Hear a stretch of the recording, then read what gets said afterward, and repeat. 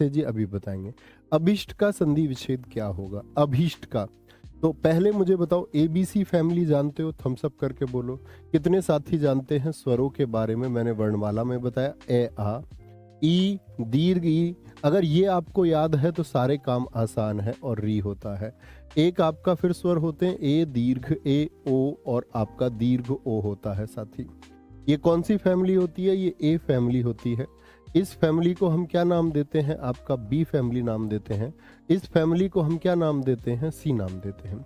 अगर अपने परिवार में संधि है यानी ए के सदस्य ए से संधि कर रहे हैं, कोई जोड़ है, बी के सदस्य बी से संधि कर रहे हैं, तो ये कैसी होगी? जो अभी बताई आपको, दीर्घ स्वर संधि होती है, दीर्घ। दूसरी संधि होती है दोस्त आपका गुण स्वर संधि। गुण स्वर संधि में क्या होगा? ए और बी का एक मेल होगा। तीसरी संधि क्या होगी? देखो गुण किसके मिलते हैं? बराबर के घरों में, बराबर बराबर, बहुत दूर शादी नहीं करनी, गुण मिलवाओ 36 के 36 बराबर में। ए से सी का मेल क्या कहलाता है आपका? ये वृद्धि स्वर संधि कहलाता, वृद्धि, बढ़ के होता, बढ़ के, एक छोड़ के। और भैया बी के साथ कोई और आ जाए, बी के साथ कोई और, अब तो ए के साथ बी था, बी के साथ कोई अन्य, अन्य का मतलब या तो ए का कोई सदस्य है या सी का, तो हमेशा यण संधि होगी। और सी फैमिली के साथ में कोई अन्य आ जाए, वो ए का हो या बी का हो, तो क्या होगा? आपका अयादी होगी, अयादी। देखो साथी कैसे अपने अपने परिवार में दीर्घ, ए से बी गुण, ए से सी वृद्धि। अब ए तो हो गया आपका, फिर बी किसी के साथ है ए और सी के साथ तो आपका यण, और सी किसी के साथ है, इसका मतलब ए और बी के साथ तो असमान हो गया। तीन फैमिली, ये संबंध समझ में आया? यहां देखो अभीष्ट का संधि विच्छेद क्या होगा। अब देखना कभी भी आप लोग ढूंढे इसको, अभी शब्द नहीं होगा आपका, ठीक है, अभी आ रहा हूं, क्या ये होगा? ये तो अभी समय को दर्शाता है। ईस्ट ये शब्द नहीं होता आपका, ईस्ट ऐसे लिखा जाता है। तो वर्तनी के शब्दों का इस्तेमाल करना है। जिन साथियों ने सी लिखा बहुत अच्छा लिखा था।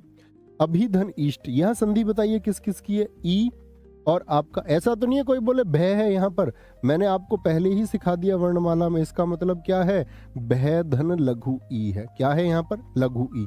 अच्छा जी, इसका ईस्ट का देखना, ये तो भी का हो गया, अभी का, और ईस्ट का क्या होगा? इधर भी ई। तो एक परिवार है यस और नो, एक परिवार है यस और नो, और अपना परिवार, अगर एक ही परिवार के सदस्य मिलके रहेंगे तो परिवार क्या होगा?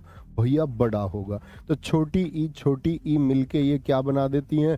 बड़ी ई बना देती हैं। क्या बना देती हैं भाई? बड़ी ई बना देती हैं। जैसे मैं आपसे पूछूं कपी धन ईश का क्या होगा? कपी धन ईश, भाई कॉपी पेन लेके बैठना, कॉपी पेन लेके बैठना।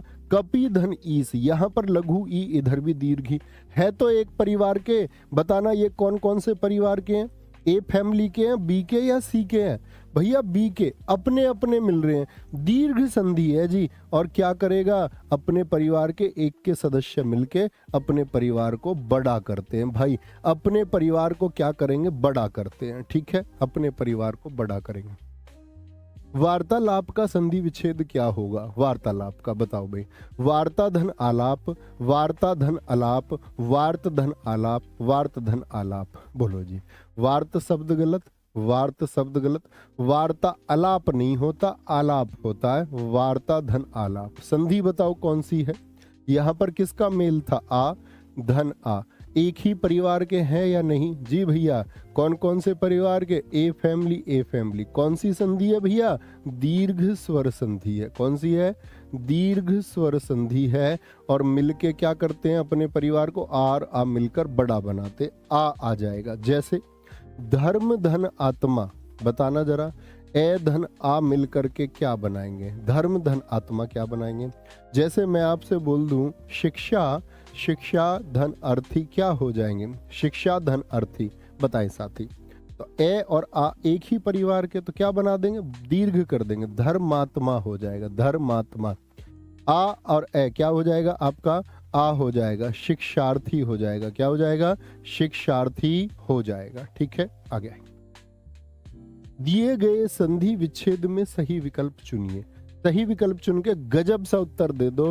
रूपांतरण, आ आया, किससे बना होगा जरा देखना। ए और ए से आ बन सकता, हाँ जी, ए और आ से भी बन सकता, आ और ए से भी बन सकता है जी, आ और ए से भी बन सकता जी भैया। आंतरण थोड़ी होता भाई, आंतरण थोड़ी होता, आतरण थोड़ी होगा, अंतरण चाहिए ना, रूप अंतरण। तो रूपा थोड़ी बनेगा, रूपा तो बनियान होती है। क्या बोलोगे? रूपा तो कौन से में, मेला फिल्म में रूपा देखी है तुमने? रूपा, रूप धन अंतरण। क्या बोलोगे भैया? तो ए और ए क्या बना देंगे? ए और ए मिलकर आ बना देंगे और आ यहाँ पर बना हुआ है, रूपांतरण। ज्यादा सोचना नहीं है, ज्यादा सोचना नहीं है बोलेंगे जी। क्या बोलोगे? वधूर्मी का संधि विच्छेद क्या होगा? बहुत गजब उत्तर मैं देख पा रहा हूं।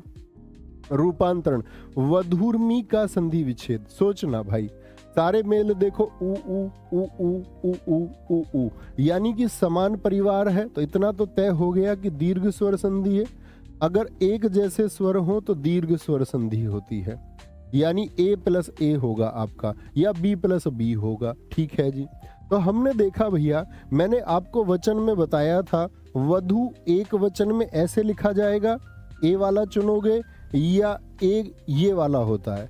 आप कहोगे भैया ये नहीं चुनेंगे, एक वचन में दीर्घ आती है।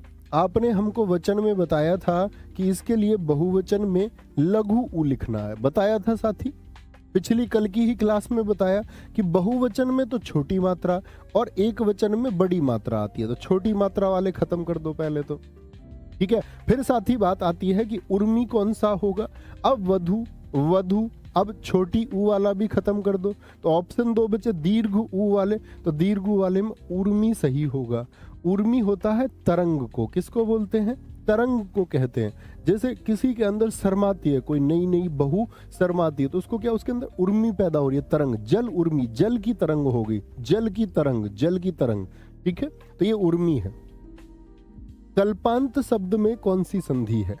कल्पांत, क्या बोलेंगे भैया कल्पांत में? बोलो, अगर बड़ा आ आया, बड़ी ई आई, ये लगभग पहचान है आपका। ठीक है, बड़ा ऊ आया, ये किसकी पहचान होती है हमारी?